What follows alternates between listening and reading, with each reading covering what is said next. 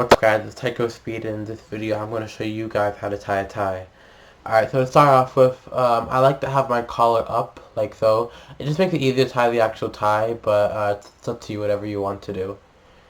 So each tie has a fat end and a skinny end.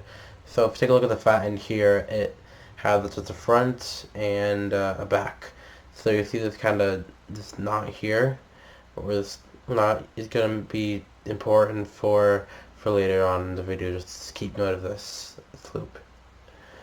And then we take a look at the skinny end of the tie. Just have a front and a back, like so. So I like to have the fat end of my tie on my right side and the skinny end of my tie on my left side, but this doesn't matter at all, and it's ultimately up to you, whatever you want to do. So next, you're going to want to have the skinny end of your tie to about half the length of the fat end of the tie, kind of like so. And then you're going to want to take the fat end of the tie, cross it over the skinny end, make it like an X shape, and just make sure there's enough space, like this gap right here, enough space for later, because it's going to be important. And not enough space, the tie is going to get messed up.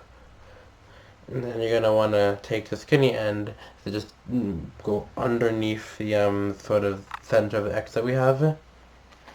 Make sure that you're holding this part here in place that I'm showing right here, like the center of the X. It's going to be very important for later on, and very important. So you're going to want to take the fat end, and you're going to want to cross it over with the center of the X. Just cross over in there. Then you have kind of this part right here, and then just make sure it's about your chest right here, the center of the X about your chest. And you're gonna want to take the fat end of the tie and cross it underneath the same gap I think before, make sure there's enough space here. And just do that. Make sure it's nice and tight there.